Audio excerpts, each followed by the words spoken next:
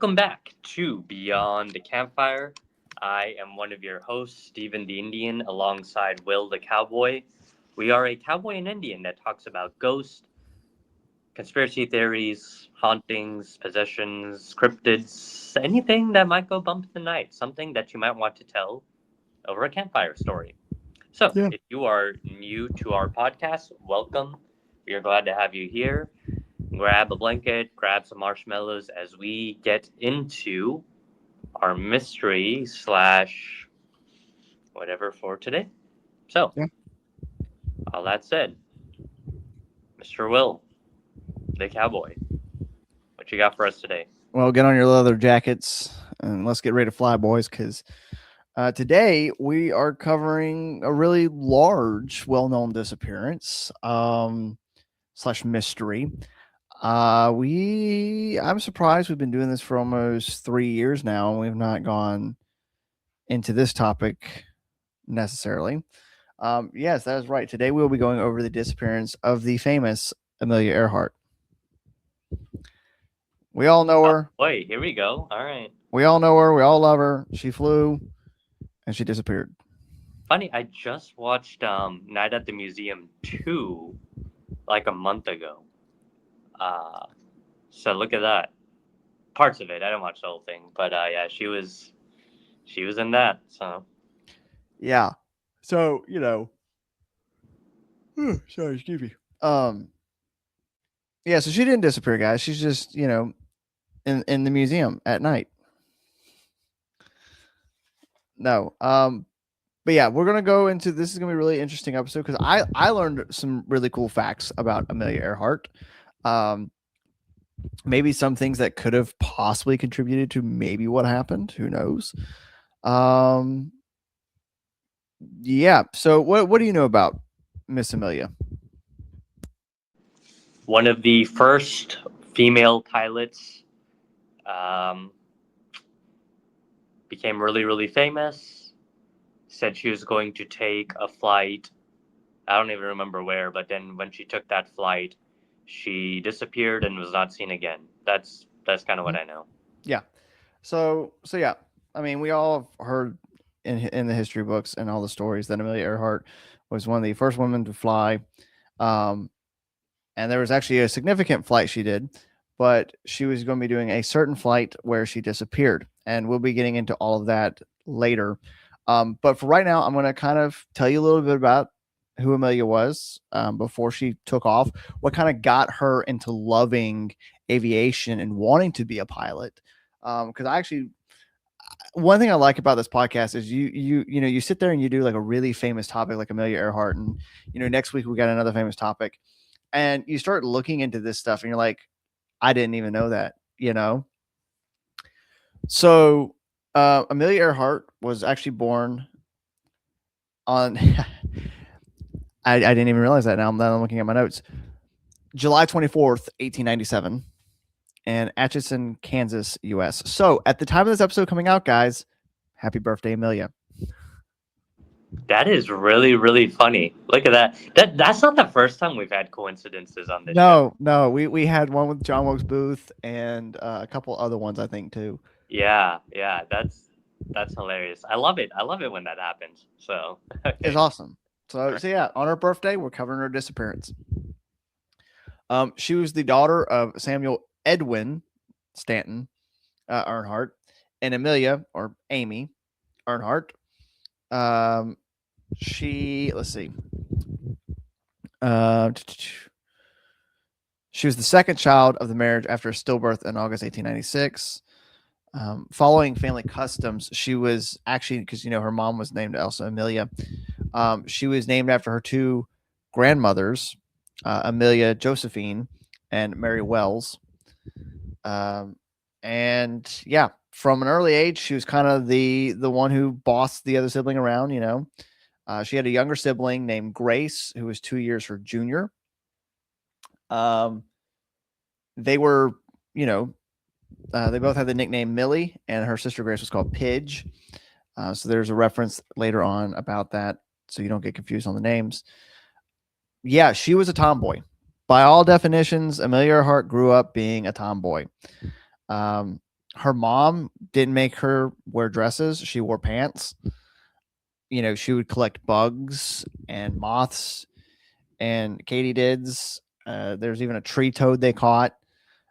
She would spend her time playing with her sister, climbing trees, hunting rats with a rifle, sledding downhill, typical American kid things, like hunting rats. Her mother is quoted as saying that she did not believe in raising her daughters to be nice little girls.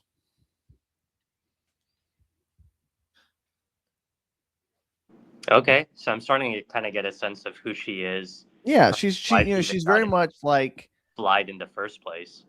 yeah, she's this kind of woman that wanted to break the stereotypes.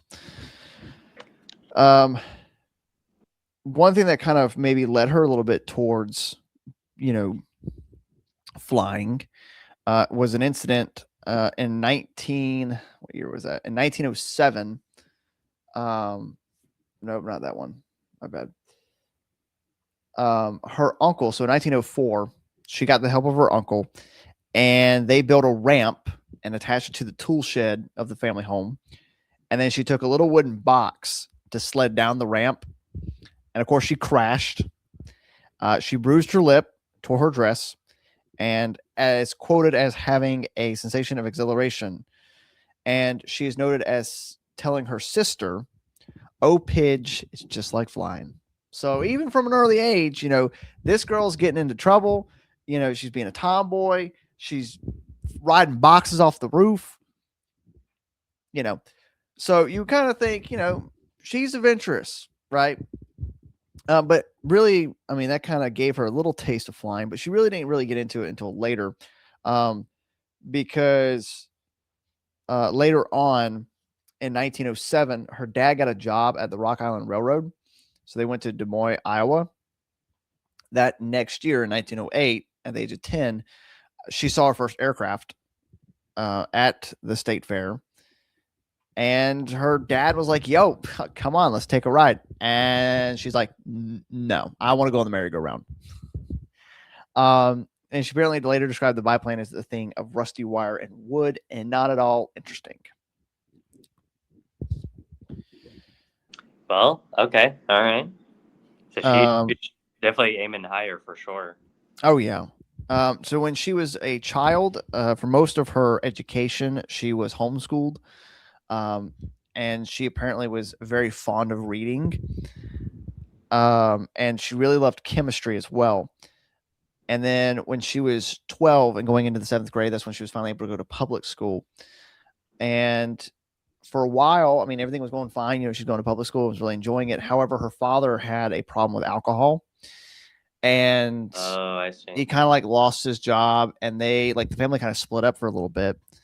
And it was noted as her dad ended up going to Springfield, Missouri, but he kind of got unemployed again, and the mom just took the kids and said, "We're going to Chicago," Yeah. where they lived with friends.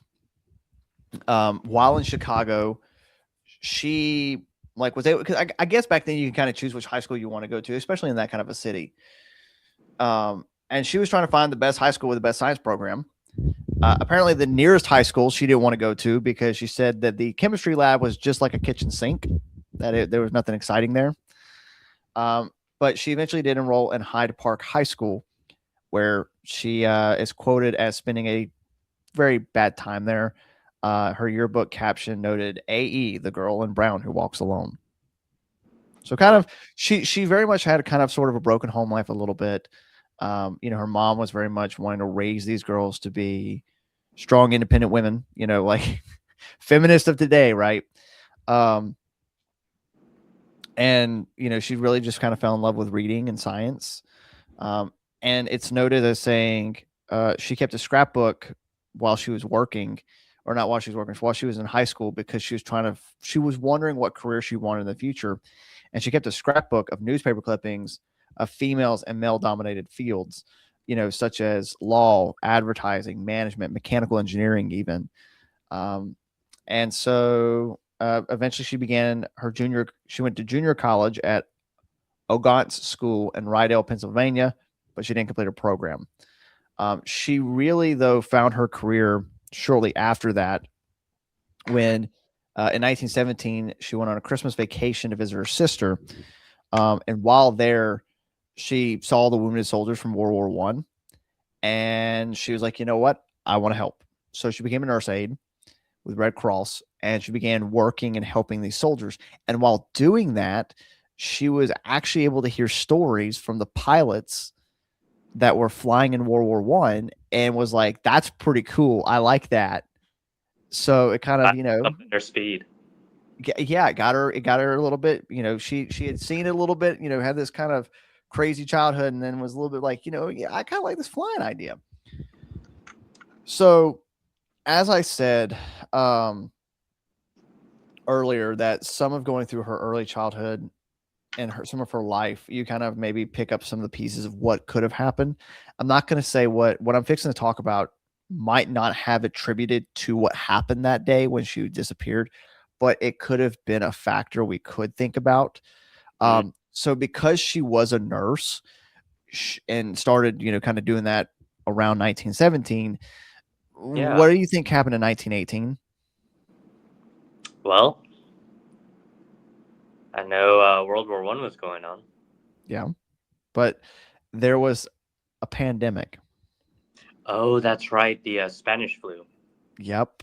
Oh So boy. Spanish flu had kind of like reached Toronto where, Amelia was working. And she became infected and hospitalized. She had pneumonia and basically a really bad sinus infection. Let's see. Yeah, she was hospitalized with that. She had a lot of pain, pressure. There's a lot of drainage going on. Like whenever you get a sinus infection, it sucks. It's not Yeah. fun. Yeah. But what if I told you the problem with Amelia at the time is this was pre-antibiotics? So nowadays, you get a sinus infection or pneumonia or even COVID, because we had that pandemic not long ago, and like you go to the store or you go to the doctor, and the doctor's like, "Here, go get this antibiotic, this prescription, fill it out," and you go do that, and then in a couple of days you're feeling fine. That wasn't the case in 1918 with Amelia. She had to go through. There were several minor operations they did to try to drain the fluid and clean her system out. So she was getting surgery done because of a sinus infection. Sheesh. Like, could you imagine having to go to the doctor today and they're having to do a surgery to remove your sinus infection?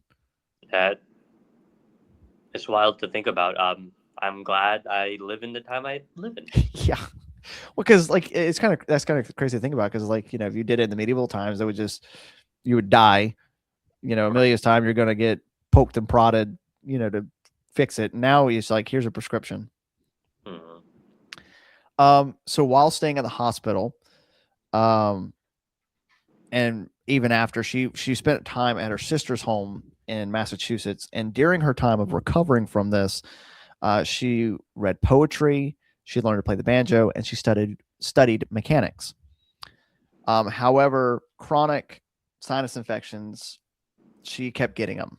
Like, because of what happened, she kept getting sinus infections, and this, they say, affected her flight and other activities in later life. She was even noticed sometimes wearing a bandage on her cheek to cover a small drainage tube that they had stuck into her sinuses to kind of help drain that sort of stuff out. I see. Yeah, and I mean, it was not good. Any thoughts before I get into the flying career? I appreciate the history because again, I think a lot of us look at her as a fully grown woman and we're just like, oh, that's just to who she is. But seeing her childhood, seeing what she was going through, the school she went through, like how her parents were raising her, it really gives a perspective of like, oh, people are not necessarily always born, but they're built. They're built through life and things like that. So anyway, that's just I think it's really interesting, like you're kind of pointing out there, because it's like, as a child, you kind of hear like she's this adventurous kind of girl, collecting bugs, being a tomboy, and everything. And she didn't even like flying then, like her dad offered to take her up on this flying machine, and she's like, I want to go the merry-go-round. Yeah. But eventually later, she kind of, I get, it was a good thing that she became a nurse, because of becoming a nurse, she was able to hear those stories and become the aviation lady she is today. So this next part of the podcast, I'm going to kind of get a little bit into her early flying experiences. So the way I'm breaking this up is we just went through kind of her early childhood, early adulthood. We'll go into how she got into really flying and started flying. Then we'll go into what she's most famous for, and then we'll go into what happened, like that day that she disappeared, and then we'll go through. There's like 4 theories I have about what happened to her, Okay. and we'll kind of talk about that a little bit. So, Wait. in the early 1920s, she went with a young friend of hers to an airfield at the Canadian National Exhibition in Toronto. She is quoted as saying, "The interest aroused in me in Toronto led me to all the air circuses in the vicinity." So she kind of was like liking this flying thing and was going on all these circuses to see all this. And apparently, one of those days, there was a flying exhibition where they had a World War One ace pilot flying for demonstration. The pilot is noticed as seeing Earnhardt and her friend, and they were kind of isolated away from everyone. So he took a dive with the plane at them. And it is quote, so this is what Amelia Earhart had to say about that. She says, "I am sure he said to himself, watch me make them scamper."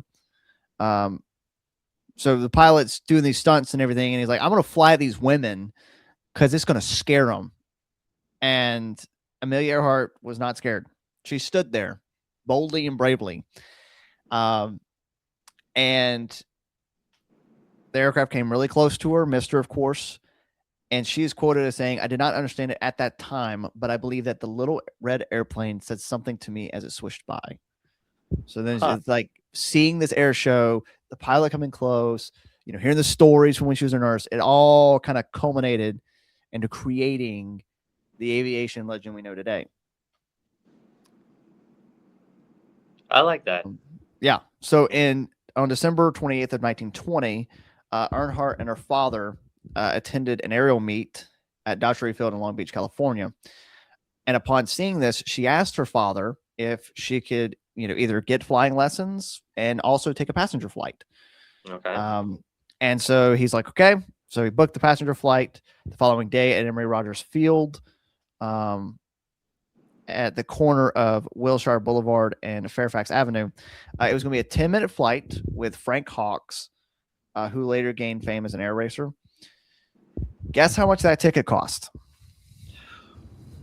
Oh wait, it's old times. $10. Yeah, it was $10. Really? Look at that. Now they were saying that is equivalent to about $160 today. Right. Yeah.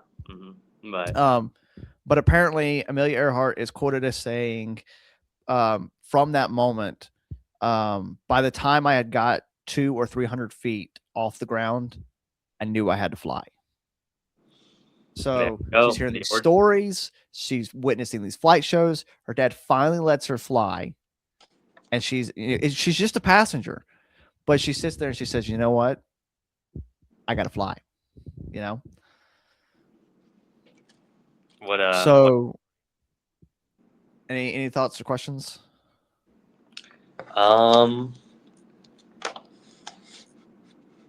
For this portion of her story, not really. This is kind of more just like, okay, I see why she's getting into flying now. So yeah.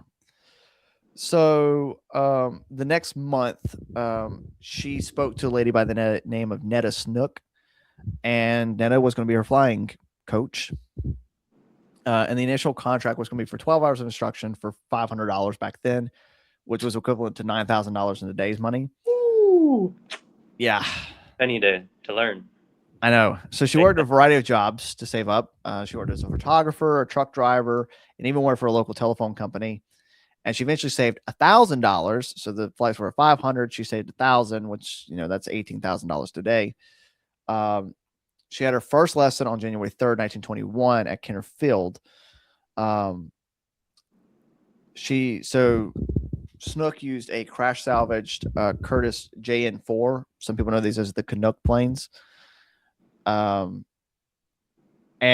that was what Amelia Earhart was going to train with. To show you the determination that Earnhardt had to learn to fly, she had to take a bus to get to the lesson. She had to take a bus and then walk 4 miles. Whew. Just to take flying lessons. She was committed. Yeah. Her mother helped provide for the other $1,000, even though she was very much like, you shouldn't be doing this. Upon doing these flying lessons and really learning to really fly, um, she decided to follow in the style of other flying women, and that's when she cut her hair short to have that iconic look she had, later. Um, 6 months later, in mid 1921, against her flight coach's advice, she purchased a secondhand chromium yellow Kenner Airster biplane, nicknamed the Canary. That's a good name. Um, It's a very good name. After her first successful solo landing, she bought a new leather flying coat. However, due to how new the coat looked, she got picked on by people. So she says, "I'm going to break this coat in," and she would sleep in it and stain it with aircraft oil. Oh, she's got a little bit of a rebellious streak, and by a little bit, I mean like, okay, she's Yeah. against. On October 22nd, 1922, she flew the Canary to an altitude of 14,000 feet and set a world record for female pilots. On May 16th of 1923, she became the 16th woman in the United States to be issued a pilot's license, number Okay. 6017, by the FAI. There you go. So yeah, she really, but after that, between that and when she kind of became famous, there wasn't a lot that was going on. She had an inheritance from her grandmother, but it kind of did leave her broke. She flew a little bit more. She did have another sinus operation, where eventually she did return back to Columbia University for several months, but she abandoned her studies, where she wanted to roll in MIT. She eventually got employed as a teacher, social worker. She basically was just trying to make ends meet and, get a good education. I was gonna say, I So, mean, the tenacity to save money, be disciplined, like go after your dreams in that way. It really is just incredible. And um, man, I wish I didn't know how her story ended because like it's one of those things where I looked at this and I'm just like, yeah. yeah, what an inspiration. What an exciting thing. And it's just like, well, Yeah. things didn't always stay so cherry. So Well, we're going to kind of skim through this next part a little bit. This is just about what made her really famous. We're not going to focus too heavy on it because I do want to get us to her final flight. But in early 1928, this woman was inspired by Charles Lindbergh. You remember him? yeah, yeah, good old Okay. Carlsberg. His first Blimp, transatlantic flight blimp in guy. 1927. Huh? Mm. I know he flew planes, but he also flew a blimp, right? Maybe. Maybe. All right. Anyway, I just know. I know he's he's famous. I know he's famous for his solo transatlantic flight. yeah, he's a famous pilot. So okay. Yep. Nice. An American heiress named Amy Guest, who is daughter of philanthropist Andrew Carnegie's business partner. Andrew Carnegie, Yep. Mm-hmm. Big. Henry Phillips Jr. So that was who her daddy was. She wanted to become the first woman to cross the Atlantic by air. Now she was not going to fly, but she wanted to be like in the passenger seat, flying, going right. At the time, she lived in London with her husband, who was a former British air minister. His name was Frederick Guest. Kind of using all of her connections and everything, she was able to assemble a pretty good aviation team. She hired pilot Wilmer Stoltz from Williamsburg, Pennsylvania, to lead the flight. He had actually was famous for making headlines for completing the first nonstop flight from New York to Havana, Cuba. Okay.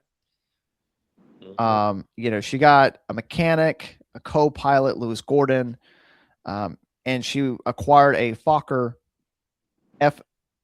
F7B, which is a trimotor from famed explorer commander Richard E. Byrd. Fair enough. Listen, I hate plane names, man. Like Fokker, you got to be very careful. Yeah, I was like, what did you say? And yeah, okay, makes Yeah. sense. Makes sense. So she got her whole team together. Okay. But this lady hit a snag, and that was her son Winston and Raymond were like, "Listen, mom, you shouldn't be doing this. And if you do it, we will quit Yale and Cambridge. We're going to quit going to college." And she got all this pressure from her family, and she was like, "Well, I can't do this." So she said, "You know what? I can't do it, but I want to see another woman do it because, I'm for the women." Hmm. So instead, she was going to just sponsor the project and resolved to find what she called the right sort of girl for this. Yeah. So eventually, Earnhardt did meet up with these people, and eventually became the famous pilot who, of course, flew across the sea.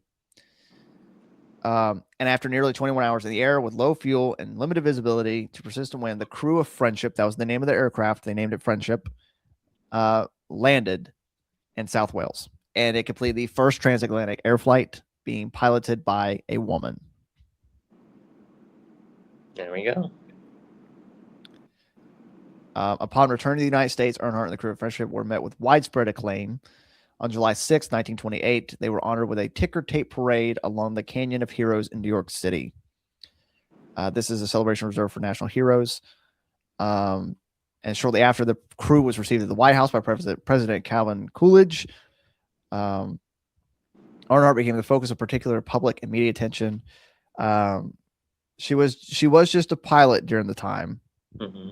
Or she was not the pilot, my bad. She was just a passenger. But because she was in the plane and was the first woman to fly across the Atlantic, it gave her some fame. Oh, yeah. I mean, there's not many people who could do that. After that, she later authored a book about the flight, 20 Hours, 40 Minutes, Our Flight in the Friendship. However, according to the flight log that Earnhardt herself maintained, the actual flight was 20 hours and 49 minutes, not 20 hours and 40 minutes. She eventually got this celebrity status. When Earnhardt became famous, the press dubbed her Lady Lindy, because of her physical resemblance to fellow aviator Charles Lindbergh. Oh, do they look alike? I guess they look alike. Sure, yeah. Okay, I'll have to look. I think in the face they look alike, but not. She was also called Queen of the Air. Because of this fame, she took on a lecture tour in 1928 and 1929. But yeah, she this made her famous. She started getting into some competitive flying. In August 1928, she became the first woman to fly solo across the North Atlantic continent and back. Her piloting skills and professionalism gradually grew. General Lee Wade, who flew with her in 1929, said she was a born flyer with a delicate touch on the stick. That's one way to describe her. She made her first attempt at competitive air racing in 1929 during the first Santa Monica to Cleveland Women's Air Derby, which was named the Powder Puff Derby by Will Rogers.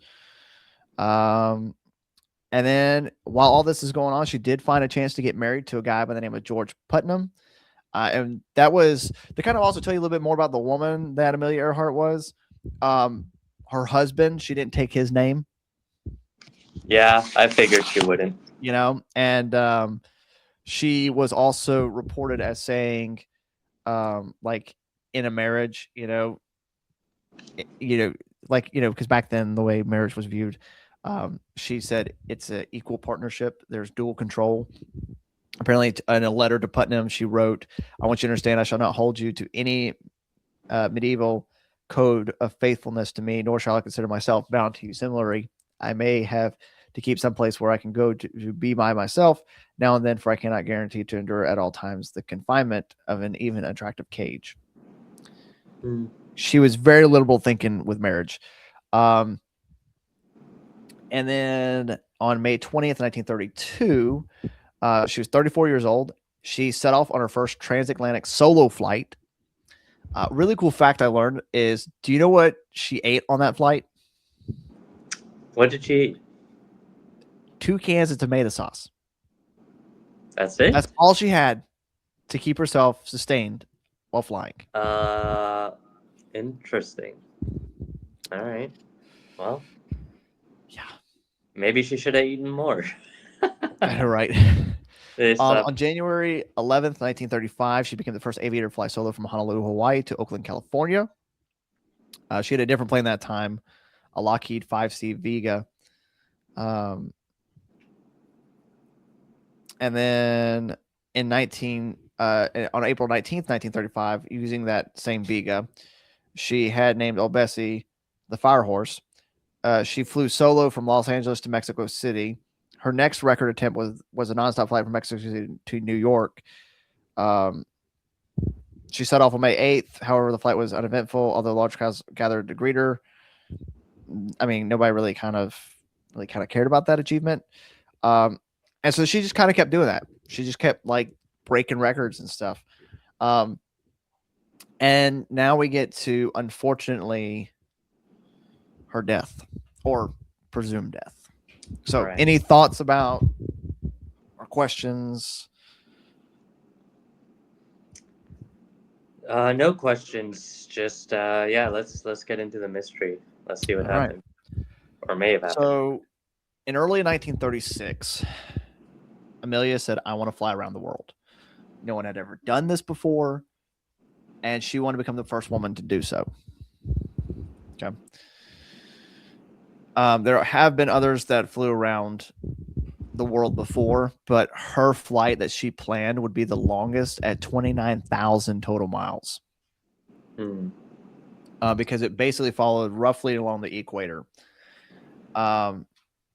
She planned to court publicity along the route to increase interest in a planned book about the expedition. So she's going to do this, write a book, and at the same time, she's going to have publicity kind of follow her around. Purdue University, we all know Purdue. They established the Amelia Earhart Fund for Aeronautical Research and gave $50,000 to fund the purchase of a Lockheed Electra 10E airplane for her flight around the world. In July 1936, Lockheed built the aircraft. It was fitted with extra fuel tanks and other modifications to help with the flight. She dubbed the twin-engine monoplane her flying laboratory. So then she decided to choose Harry Manning as her navigator. He had actually been the captain of President Roosevelt, the ship that had transported her from Europe in 1928. He was also a pilot and skilled radio operator who knew Morse code very well. The original idea was to have a 2-person crew, just Amelia and Harry Manning. But during a flight across the U.S. that included Earhart, Manning, and this other guy named Putnam, she was kind of using landmarks to help her fly.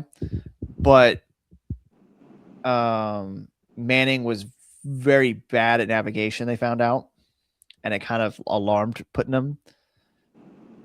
And because he had put in a wrong calculation and they ended up in the wrong state. That bad at navigation. Now, sometime later, Putnam and Mance arranged a night flight to test Manning under poor navigational conditions, and he was off by 20 miles. So Elgin M. and Marie K. long considered Manning's performance reasonable because it was in that acceptable range of error. But Mance and Putnam said, no, Amelia, you need a better navigator. And that was when, through contacts in the Los Angeles aviation community, we got Fred Noonan. And if you don't know who Fred Noonan is, he's the other guy that disappeared with Amelia. And he was chosen as the second navigator. And he was a licensed ship captain. He was experienced in both maritime and flight navigation. And he had recently left the Pan Am company.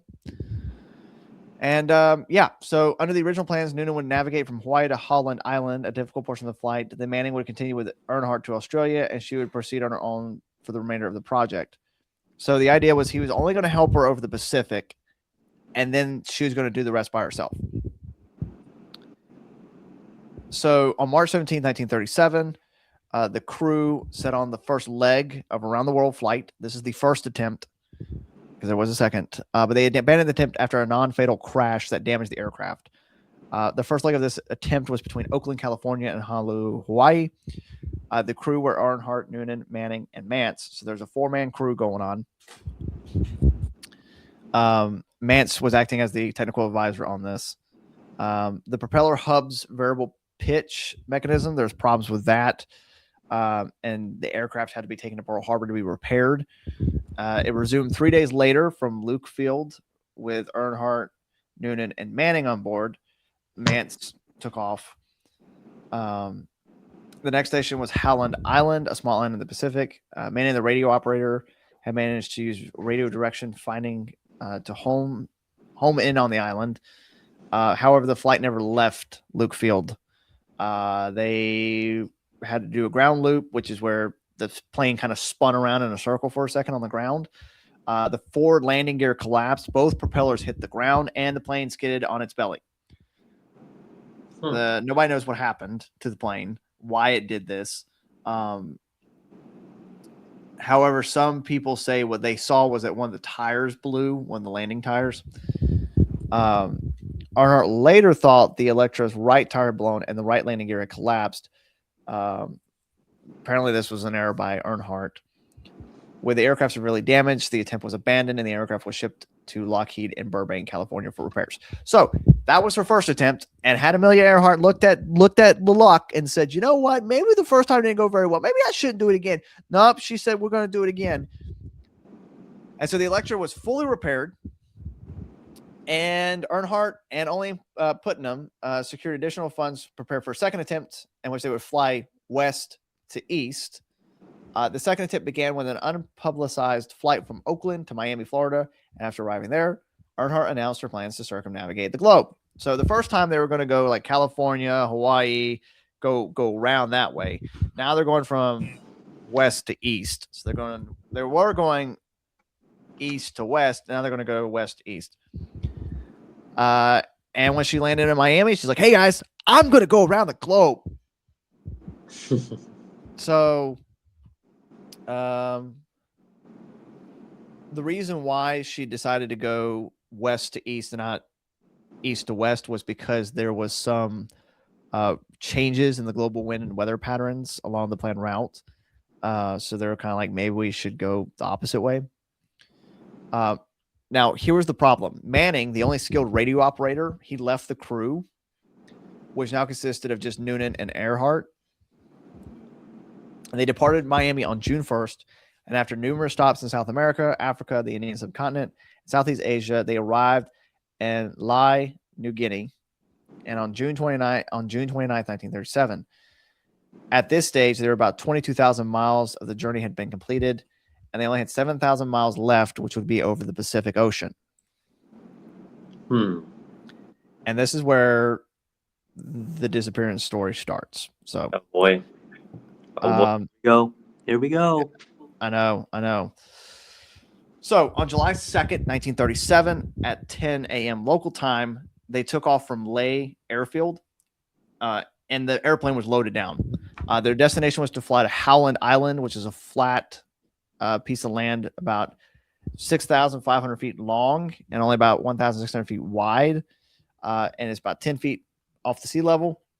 And it was about 2,500 miles away. They expected this flight would take them about 20 hours, which did account for the 2-hour time difference between Lae and Howland, and the crossing the international date line. And it was expected to arrive at Howland the morning of the next day, July 2nd. However, the aircraft departed Lae with about 1,100 U.S. gallons of gas. In preparation for this, the U.S. Coast Guard did send a cutter to the island to offer communication navigation support for the flight. The cutter was to communicate with Earhart aircraft via radio, and they're going to kind of send out a homing signal so that way they knew where to get to Howland Island. However, around 3 p.m. Lae time, Earhart reported her altitude as 10,000 feet, but they would reduce altitude due to there being thick clouds. At around 5 p.m., Earhart reported her altitude as 7,000 feet and her speed at 150 knots, which is about 170 miles an hour. When they were getting towards Howland Island, the cutter which was known as the Itzka. They received a strong, clear voice transmission from Earhart identifying as KHAQQ, but she was unable to hear voice transmissions from the ship. So they can talk, but they can't hear. And that's not, that's not you usually got to good. be able to communicate. You got to be able to talk to your crew Exactly. and whatnot for things to go efficiently. That's true in aircraft. That's true in relationships. That's true in a lot of things. So yeah. So the first calls received from Earhart, they were kind of like, like routine reporting, the weather, cloudy, overcast. That was about 2:45 a.m. and just before 5 a.m. on July 2nd was when those two routine calls came in. They were broken up by static, but at this point, the aircraft was a long distance from Howland. At 6:14 a.m., another call was received stating that the aircraft was within 200 miles and was requesting that the ship use its direction finder to provide a bearing for the aircraft. She began apparently whistling into the microphone to provide a continuous signal for the ship's crew to use to kind of like hone in on the airplane. This was when the crew on the ship realized the RDF system could not tune into the aircraft signal. Radio man Leo Belloretz later commented he was sitting there sweating blood because I couldn't do a darn thing about it. oof. So they couldn't even so they were having a lot of radio issues. There was a similar call asking for a bearing, and that was received at 6:45 a.m. when Earhart was about 100 miles away. And then eventually, the last voice transmission from Earhart indicates she and Noonan were flying along a line of position running north to south, which Noonan would have calculated and drawn on a chart as passing through Howland. After all contact with Howland Island was lost, attempts to reach the flyers with voice and Morse code transmissions were made. Operators across the Pacific and the United States may have heard signals from the Electra, but these were weak or unintelligible. So, backtrack a little bit. 7:58 a.m., Earhart says she could not hear Ithaca and asked them to send voice signals so she could try to make a radio bearing. They reported the signal as the loudest possible signal indicating Earhart and Noonan were in the area. However, the ship could not send a voice, and then eventually they lost all contact with Amelia. And that was the last time we heard from her. I feel for the guy that was there trying to contact her, but you described him sweating blood, realizing like that there's not a thing he can do. Yeah, I mean that's just awful. Feeling powerless to save your friend, to help them in any way, just absolutely horrible feeling. Absolutely horrible feeling, and it's just it's sad. It's really sad. Yeah. So of course they immediately began searching for the plane after 1 hour after her last recorded message. The cutter that the U.S. Coast Guard had landed unsuccessfully searched north and west of the island based on the assumptions they made about the transmissions. Again, the U.S. Navy did join in. In about 3 days, they sent available resources to search the area near Howland Island. Efforts lasted until July 19th, 1937. At $4 million, which is about $90 million today, the air and sea search by the U.S. Navy and Coast Guard was the costliest and most intensive in U.S. history up to that date. Despite this search by the Navy and everything, there was no physical evidence of Earhart, Noonan, or the Electra 10E. And then on the morning of July 3rd and July 6th, 1937, an Oakland radio amateur was reported to have heard emergency transmissions, seemingly from Earhart. In the days after their last confirmed transmissions, further transmissions reporting to be from Earhart were reported, many of which were determined to be hoaxes, though. Captain of the USS Colorado is noted as saying there was no doubt many stations were calling the Earhart plane on the plane's frequency, some by voices and other by signals. All these added to the confusion and doubtfulness of the authenticities of these reports. So the plane's gone missing, Coast Guard's looking for it, and people are like, that have radios are trying to tune in and like be on the same frequency as the airplane, and they're like trying to talk, and then people are picking it up on as they're also looking, and so it's like, I think I heard Amelia, but it's just Susie down the street, with her little ham radio. Yeah. So immediately after the end of the official search, Putnam, her husband, financed a private search by local authorities of nearby Pacific islands and waters. And then in late July 1937, Putnam chartered 2 small boats, and while he remained in the United States, directed a search of other islands. And then he eventually became the trustee of Earnhardt's estate, so he could pay for the searches. Let's see. And then eventually in probate court in Los Angeles, Putnam asked to have the declared death, a 7-year waiting period waived so he could manage Earnhardt's finances. As a result, Earnhardt was declared legally dead on January 5th, 1939. It's about a year Then, later. yeah. And then 2003 and 2006, a big jump in time here. David Jordan extensively searched a 1,200 square mile area north and west of Howland Island with deep sea sonar, which cost him about $4.5 billion, but he didn't find any wreckage. And that was big. They used that search was based off the position of broadcast by Earnhardt on July 2nd, 1937. And then in 2019, Robert Ballard, he was the guy. He led an expedition around Nikomoro Island to locate wreckage of Earnhardt's plane and didn't find any evidence. And then in 2024, the last one we have, Tony Romeo funded and coordinated an expedition around Howland Island to find Earnhardt's plane and didn't find anything either. So we've had people searching and searching and searching and searching and searching, and we have found nothing. Any thoughts before I get into the theories and we kind of close out this episode? I mean, people talk about trying to find a needle in a haystack. This is trying to like finding a needle in a city, Yeah, or a state. I mean, you kind of have a general idea of where she was flying to and where she could be along that path. But I mean, once someone falls into the ocean, I mean, this story really reminds me of the missing flight that we talked about a few weeks ago on this podcast. It's just, you can kind of talk about what happened before, the motivations of the pilots and things like that. But yeah, I mean, once a plane loses contact, crashes, it's going to be hard to find, even decades later. Yeah. I'm going to get into the theories. We really have, I would say, only 3 theories. I threw in a 4th theory. I can imagine what it might be, but yeah, I'll let you say it. But I'll start with the most conclusive theory we have. This is my research. One theory is that they might have ran out of fuel. So the biggest theory a lot of people run with is that they ran out of fuel. But now there are some that say the reason why I'm choosing this theory to start with is because people believe that they may have crashed and then they tried land, or they were probably kind of, because they needed to refuel at Howland, so they're kind of circling around.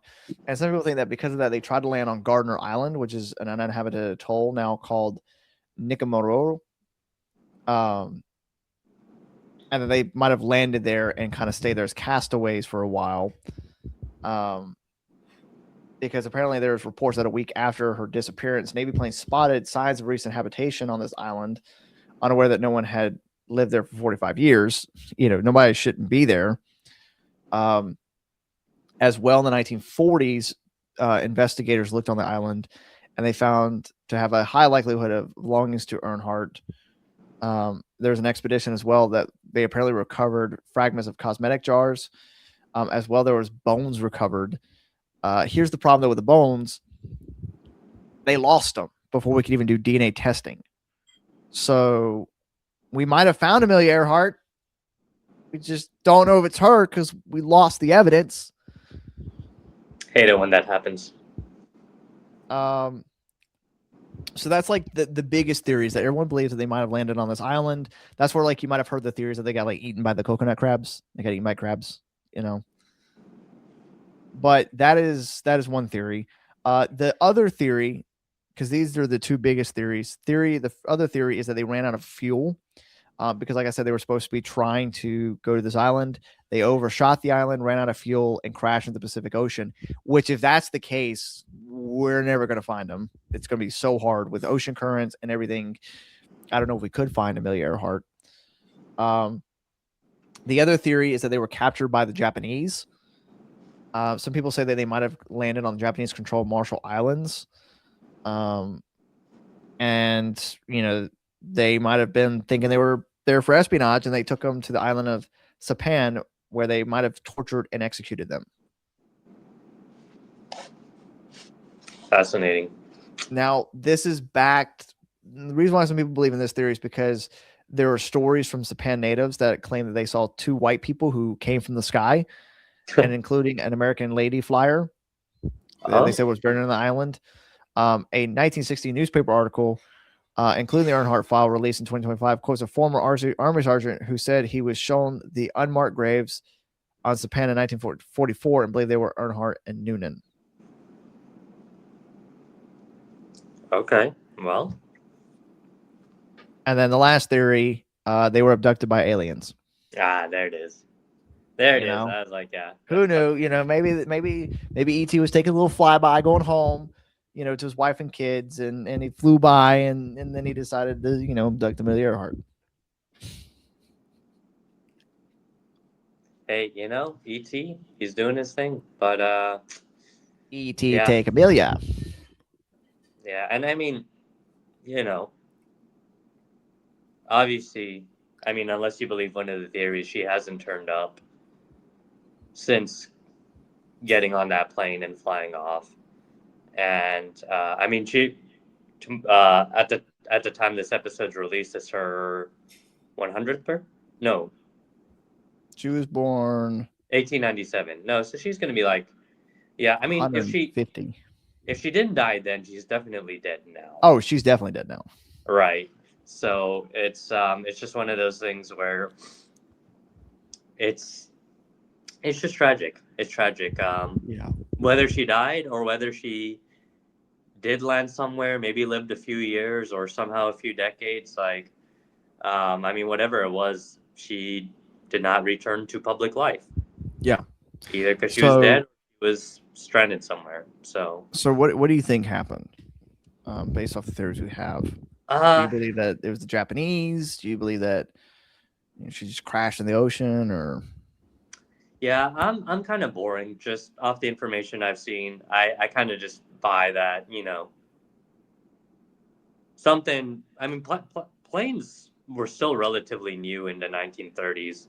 Any number of things could have gone wrong. I think something went wrong, and she crashed in the ocean and she died. And we just can't find her body. And plane, not because of anything supernatural, but just because it's hard to find a tiny plane in the gigantic ocean.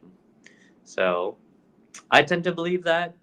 Could other forces have been involved? I mean, maybe, but that's kind of my take. So I know I'm being yeah, boring.